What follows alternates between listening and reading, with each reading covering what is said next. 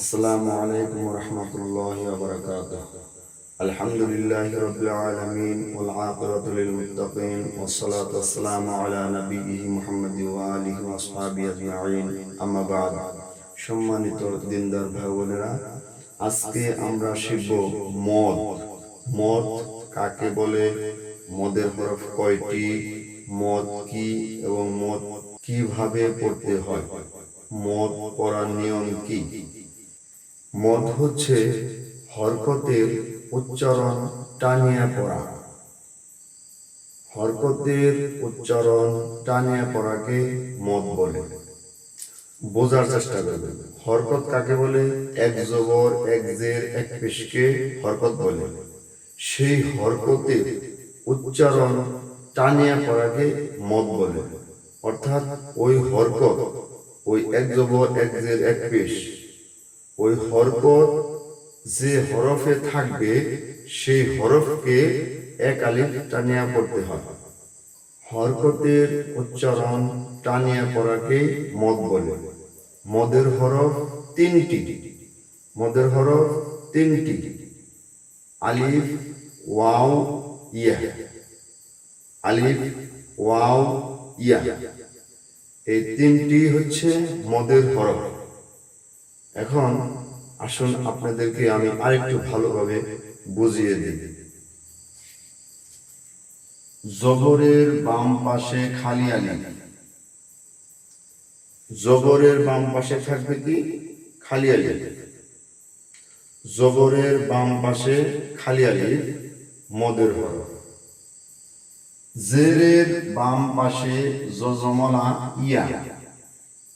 জেরের বাম পাশে জজমলা ইয়া হচ্ছে মদের হরফ। পেশের বাম পাশে জজমলা ওয়াও। পেশের বাম পাশে জজমলা ওয়াও হচ্ছে মদের হরফ।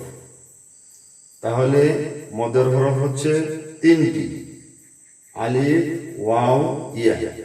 জবরের বাম পাশে হবে খালি আলিফ, জেরের বাম পাশে হবে জজমলা ইয়া, আর পেশের বাম পাশে হবে জজমলা ওয়াও। এখানে যদি জবরের বাম পাশে জজমলা ওয়াও আসে তাহলে মদের হরফ হবে না। অথবা জবরের বাম পাশে জজমলা ইয়া আসছে তাহলেও মদের হরফ হবে না। মদের হরফ হওয়ার শর্ত হচ্ছে জবরের বাম পাশে খালি আলিফ, জেরের বাম পাশে জজমলা ইয়া এবং পেশের বাম পাশে জজমলা ওয়াও। আপনাদের এদিকে লক্ষ্য রাখতে হবে যে জবরের বাম পাশে খালি আলিফ থাকতে হবে, জেরের বাম পাশে জজমলা ইয়া থাকতে হবে, পেশের বাম পাশে জজমলা ওয়াও থাকতে হবে, তখন হবে মদের হরফ। তাহলে মদের হরফ তিনটি: আলিফ, ওয়াও, ইয়া। জবরের বাম পাশে খালি আলিফ মদের হরফ, জেরের বাম পাশে জজমলা ইয়া মদের হরফ, পেশের বাম পাশে জজমলা ওয়াও মদের হরফ। মদের হরফ হইলে তাহার ডান দিকের হরকতকে এক আলিফ টানিয়া পড়িতে হয়। মদের হরফ যখন হবে তখন তাহার ডান দিকের হরকতকে, ডান দিকে যে হরফ থাকবে সেই হরফে যে হরকত থাকবে অর্থাৎ জবর যে পেশ থাকবে সেই হরফকে অর্থাৎ সেই হরকতকে এক আলিফ টানিয়া পড়িতে হইবে ডান দিকের হরকতকে। এই তিনটি হরফ আলিফ, ওয়াও, ইয়া যে জায়গায় থাকবে তার ডান দিকের হরকতকে এক আলিফ টানিয়া পড়িতে হইবে। আলিফ, ওয়াও, ইয়া যে জায়গায় থাকবে তার ডান দিকের হরকতকে এক আলিফ টানিয়া পড়িতে হয়। এখন আমি আপনাদেরকে আরো ক্লিয়ার ভাবে বুঝিয়ে দিচ্ছি।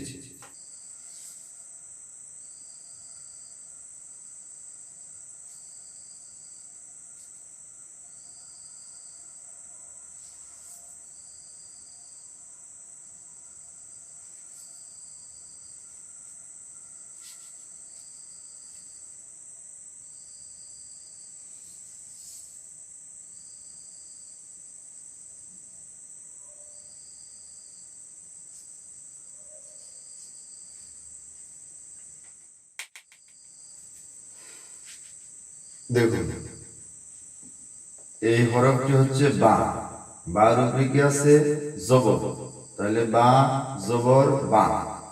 এখানে কি আছে আলিফ, আলিফ হচ্ছে খালি।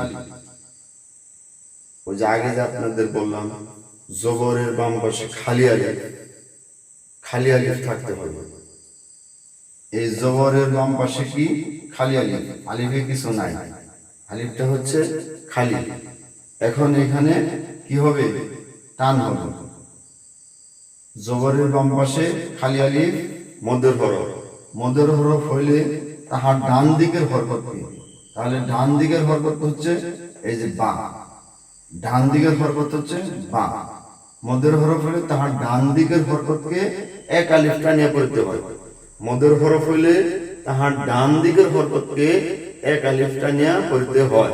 এখন আমরা কোন হরফকে এক আলিফ টানিয়া পড়ব, বা কি, বা, বা আলিফ জবর বা,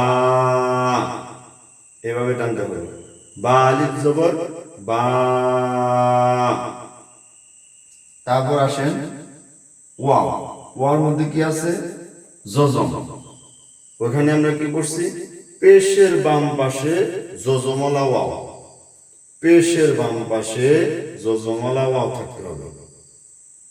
পেশের বাম পাশে যখন জজমলা ওয়াও থাকবে তখন তাহার ডান দিকের হরকতকে এক আলিফ টানতে হবে। পেশের এটা হচ্ছে পেশ, এই পেশের বাম পাশে জজমলা ওয়াও, তাহলে বা ওয়াও পেশ বু, বা ওয়াও পেশ বু, পেশের বাম পাশে জজমলা ওয়াও, তাহলে মদের হরফ হচ্ছে ওয়াও, ওয়াও এর কি বলা হয়েছে এখানে মদের হরফ হইলে তাহার ডান দিকের হরকত, তাহলে তাহার ডান দিকের হরকত হচ্ছে পেশ অর্থাৎ বা, তাহলে বা ওয়াও পেশ বু। মদের হরফ হলে তাহার ডান দিকের হরকতকে এক আলিফ টানিয়া পড়তে হইবে, তাহলে মদের হরফ হচ্ছে ওয়াও, তাহলে ওয়াও এর ডান দিকের হরকত হচ্ছে বা, অর্থাৎ বা টানতে হবে এক আলিফ, বা ওয়াও পেশ বু, এরকম।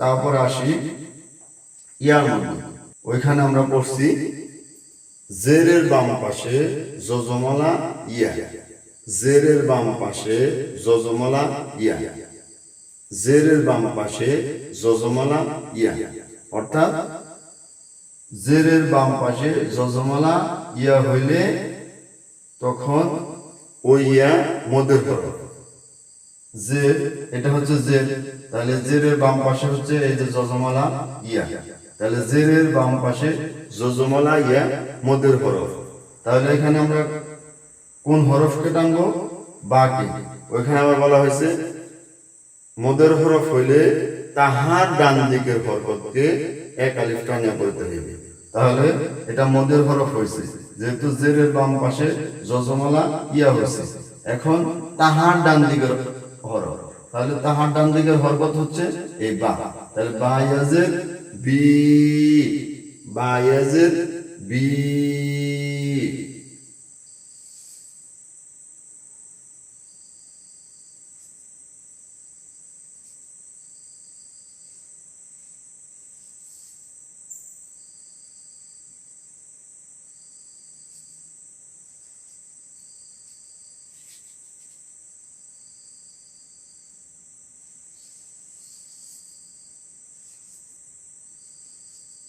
কফ আলিফ জবর ক, তাহলে এই আলিফটা হচ্ছে মদের হরফ, মদের হরফ হলে তাহার ডান দিকের হরকতকে এক আলিফ টানিয়া পড়তে হইবে। কফ আলিফ জবর ক, মিম ইয়াজের মি, মিম ইয়াজের মি, তাহলে এখানে ইয়া হচ্ছে মদের হরফ, যেহেতু জেরের বাম পাশে জজমলা ইয়া আসছে, জেরের বাম পাশে জজমলা ইয়া, তাহলে মিম ইয়াজের মি, হাওয়া পেশ হু, অর্থাৎ শর্ত হচ্ছে জবরের বাম পাশে খালি আলিফ থাকতে হবে, জেরের বাম পাশে জজমলা ইয়া থাকতে হবে, পেশের বাম পাশে জজমলা ওয়াও থাকতে হবে, তাহলে হবে মদের হরফ। আর মদের হরফ হইলে তাহার ডান দিকের হরকতকে, অর্থাৎ ওই মদের হরফের ডান দিকের হরকতকে এক আলিফ টানিয়া পড়িতে হইবে। ইহাকে মধ্যে তবাই বলে। ইহাকে কি বলে? মধ্যে তবাই। এখন আমি আপনাদেরকে আরেকটু বোঝানোর চেষ্টা করতেছি।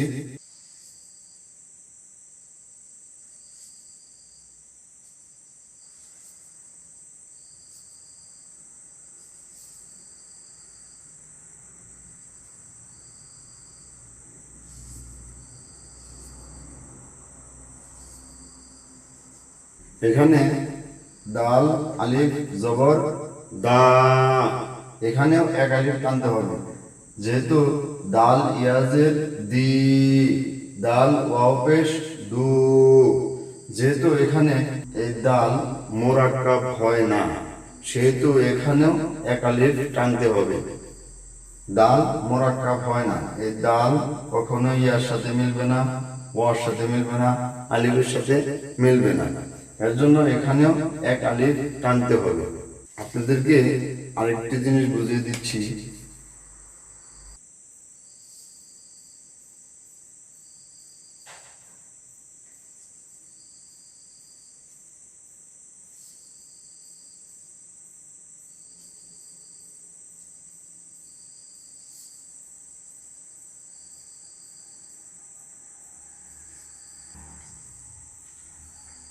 এটি হচ্ছে খারা জবর।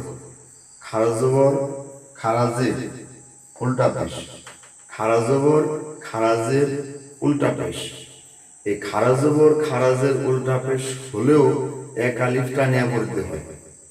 খারা জবর খারাজের উল্টা পেশ হলেও এক আলিফ টানিয়া পড়তে হয়। যেমন তা খারা জবর তা, তা খারাজের তি, তা উল্টা পেশ তু।